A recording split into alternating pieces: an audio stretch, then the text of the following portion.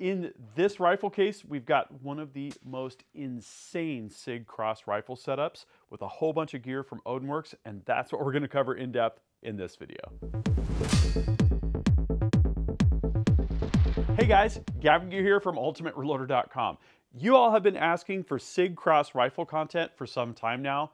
Now is the time. In this case, this is a completely custom case that we put together. We've got not only a Sig Cross rifle, but a whole bunch of the new gear from Odin Works for the Sig Cross platform. Let's see what we've got here. We put together this completely custom case interior. We've got a Sig Cross rifle here in 6.5 Creedmoor.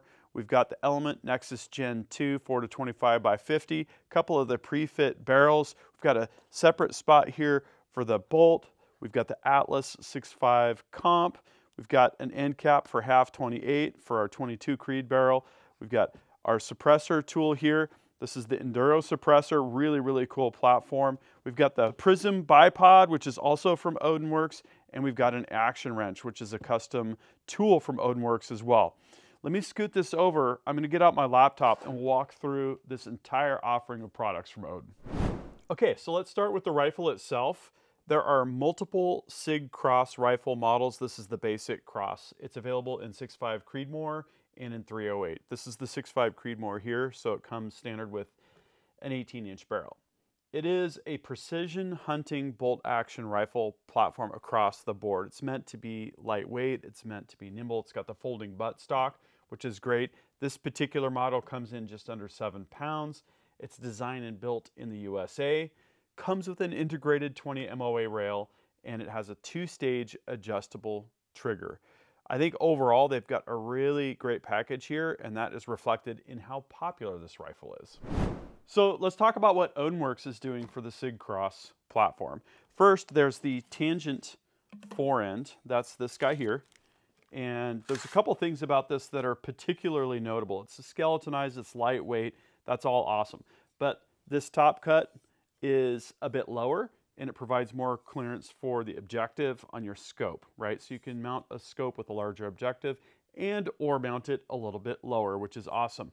But this is what really is exciting to me, is the full-length ARCA rail, right? Integral ARCA. This is compatible with the Area 419 ARCA lock system and others. Otherwise, I'd have to be adding an ARCA rail, and that's gonna add to the thickness, it's gonna add to the bulk and the weight.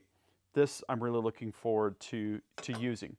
There are also pre-fit barrels, and I've got 2 of those here.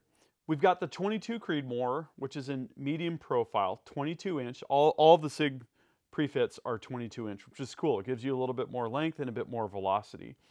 The 22 Creedmoor is 1-in-8 twist. We've also got the 6GT pre-fit here, which is a heavy contour. It's also 22-inch. It has 1-in-7.5 twist. There is also a 6.5 Creedmoor pre-fit available. That's 1-in-8 twist, and that's the medium contour, right? And we don't have that one here because we already have 6.5 Creedmoor. Granted, it's an 18-inch, but we thought it'd be nice to have a triad of different chamberings here. I will note that Odin is planning to offer 6mm Creedmoor, and they'd love to hear your feedback if you want to give them a call and tell them which chamberings you'd be interested in from Odin for pre-fit barrels for the Sig Cross platform. So some additional Odin gear that we're going to show in this story. We've got a prototype action wrench. I'm not sure if they're going to offer these to the general public, but I will let you all know if they do. We've got the Enduro multi-caliber suppressor. You can see we've got a little bit of extra length here accounted for when we go to those 22-inch barrels. Modular design, capable of handling .338 Lapua in its full-length configuration. 1.5-inch diameter, 9.7 inches overall length, and it has 9mm baffles, so that means it's going to be a true multi-caliber configurable platform.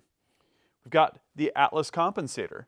This is kind of a cool design. It's got a titanium sleeve, which is for tunability and for clocking, and it's 4.4 ounces for the 6.5 configuration. That is nice and light, and love the fact that it has the easy timing and tuning. The Prism bipod. This I've already had out of the packaging and I've already used a little bit. This thing is absolutely awesome. We've got a lot of different levels of adjustability, a really versatile height range from 4 inches on the low end to 14.5 inches to the high end, and it's got a lever Arca clamp on it. You know, I basically couldn't ask for more. That is a really, really nice piece of gear. We're also going to use Odin's 30mm scope rings. These are just $99 MSRP, which is really great and competitive at the price point for something that's made from 7075 aluminum. Type 3 matte anodized. It's available in low, medium, and high configurations and is made in the USA. That's pretty awesome. All right, so I can't wait to shoot this thing, but before we do that, we're going to swap out the forend and we're going to do a proper job mounting the scope. Okay, so the first step in swapping the handguard is going to be to remove the scope rail, which has 4 screws up here. Evidently there's a spring under this. We're going to be careful not to lose that.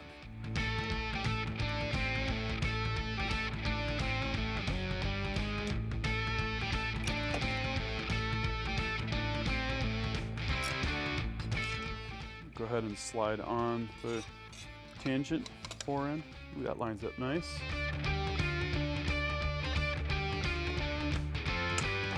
We've got enhanced scope clearance, nice long Arca rail. That was a quick upgrade. Okay, so I'm going to go ahead and reinstall the scope rail. Now we can go about the process of a normal, conventional scope install.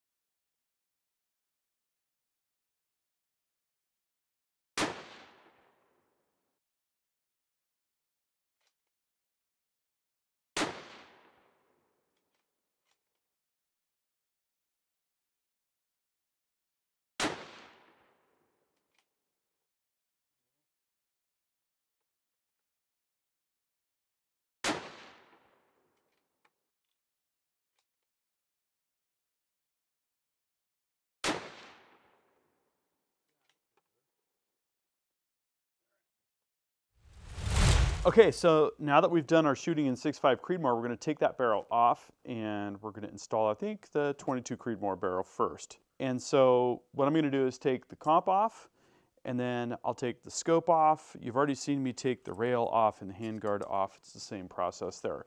So we'll check in when I'm ready to crack that barrel nut.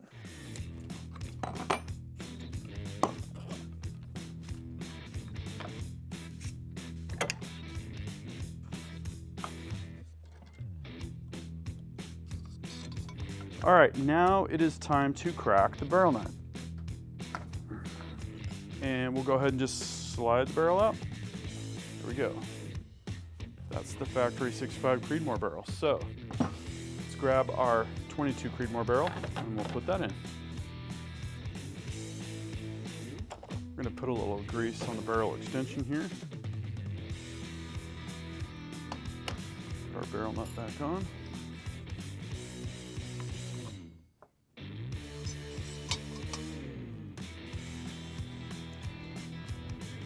And back over to put the scope rail back on.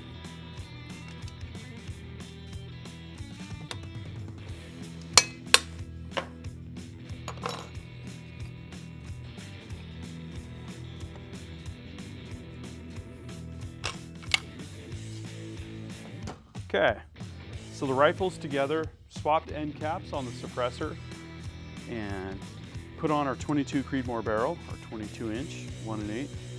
And so what's next is to confirm our headspace. These are pre-headspace factory, so this is just kind of a double check. This should be a go. Make that a little easier. Yep. And then we have our no-go. Yep. All good. We'll take her out and see how she's gonna do.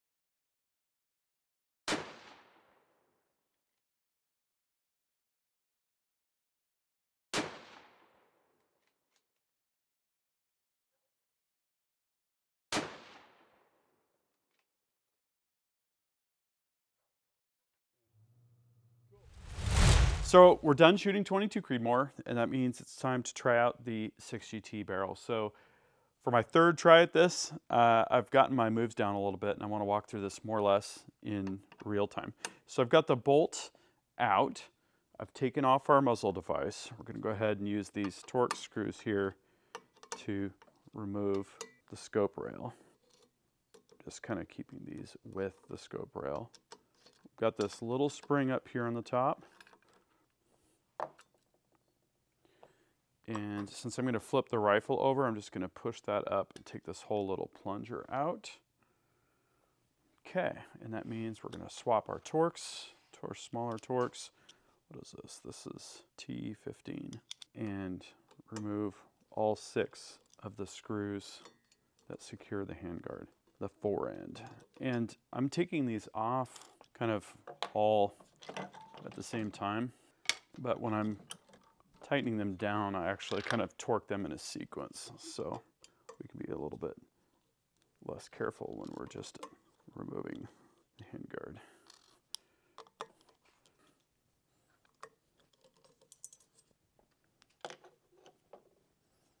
Just going to slide off. Okay, I'm going to turn the rifle back upside. Get this buttstock out of the way. Get our armorer's wrench ready to go here. Get ready to loosen that. This time we're going to use the internal action wrench here. That way I can use kind of opposing torque here. doesn't take a whole lot. So we can put that, leave that in.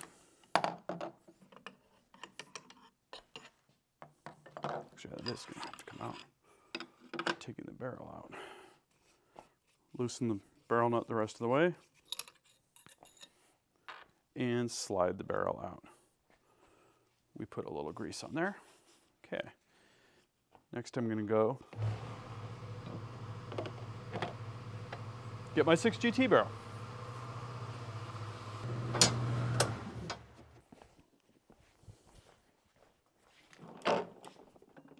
We'll put just a little bit of grease on the barrel. The factory one had some, so I thought, why not? Okay, so the pin is going to go up, like so. Barrel nut goes back on. Action wrench goes back in. We'll go ahead and torque down this nut. Does not take much torque, really. So I'm lifting on this guy while I'm lowering the other guy. That's it.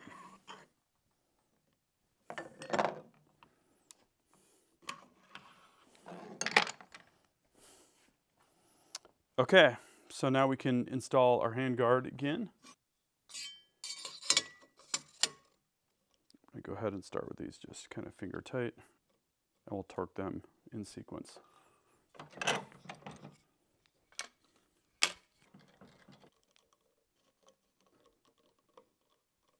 Okay, now I'm just going to alternate torque until everything is torqued down. Kind of 3 levels, I'm thinking.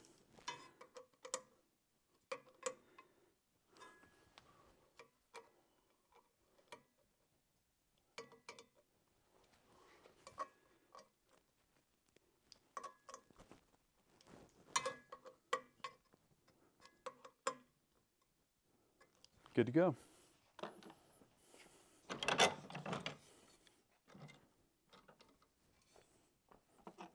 Okay, so scope rail goes back on.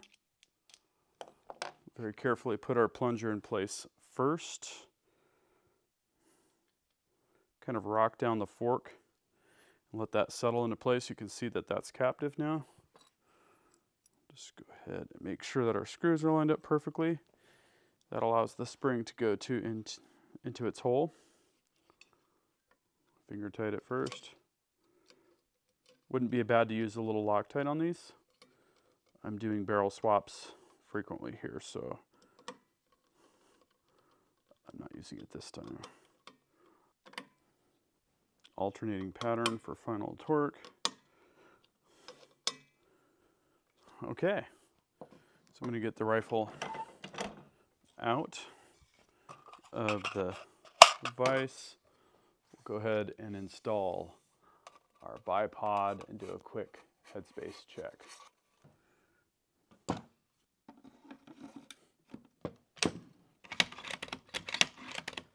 don't have a proper no-go gauge here, so we're going to check for go, and we'll do tape up to 4th thou. I feel that feels like slight resistance, so that's probably good. Cut this and we'll try it again.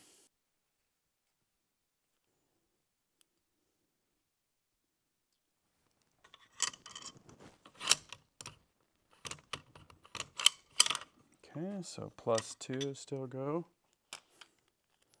One more layer here. Okay, so this takes us up to go +4, which is a conventional no-go gauge. Perfect.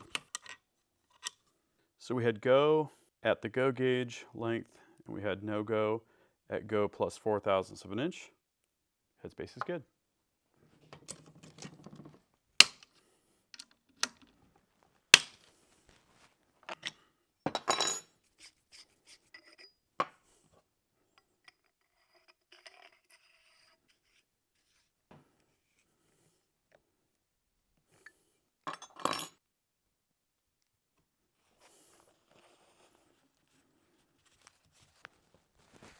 Okay, so after our final barrel swap, we've configured this as a 6GT in about 10 minutes. It's really an easy process with the Sig Cross, and that means it's time to go shoot.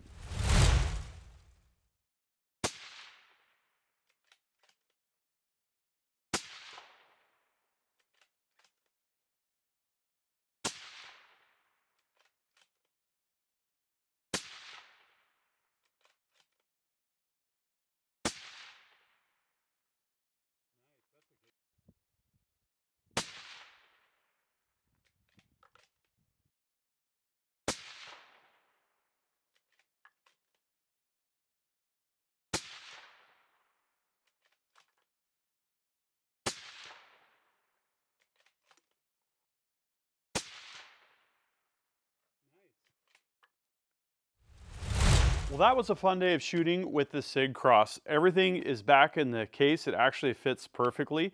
We shot with all 3 barrels. We shot with the Enduro suppressor and the Atlas comp just to mix it up and see what kind of results we were going to get.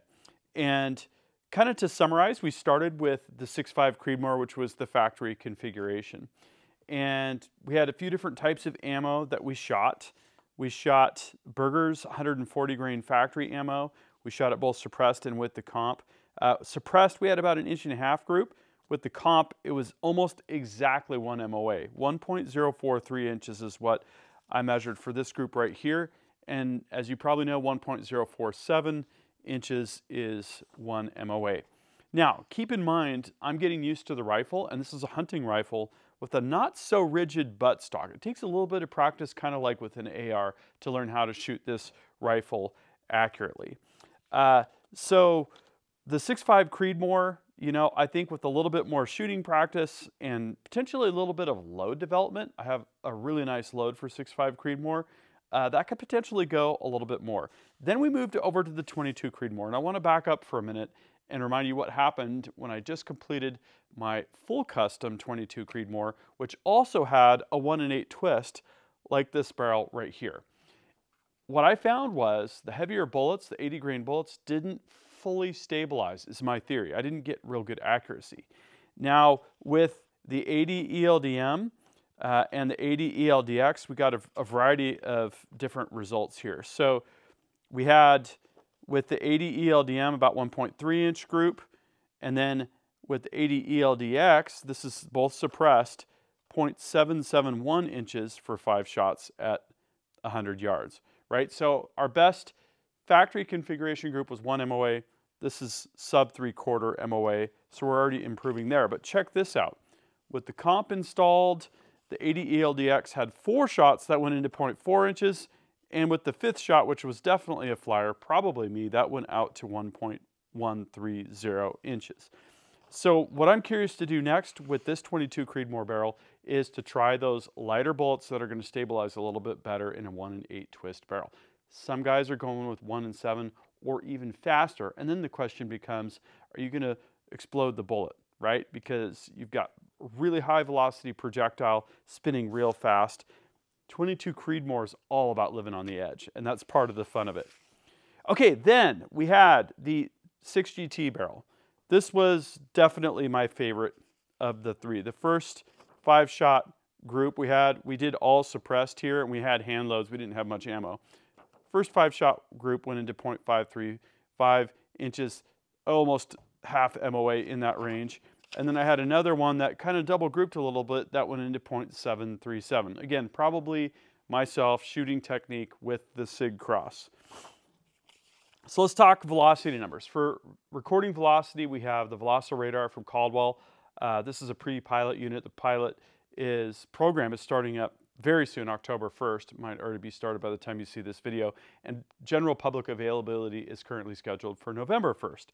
We're very excited to have our hands on this unit. You can do things like calculate BC.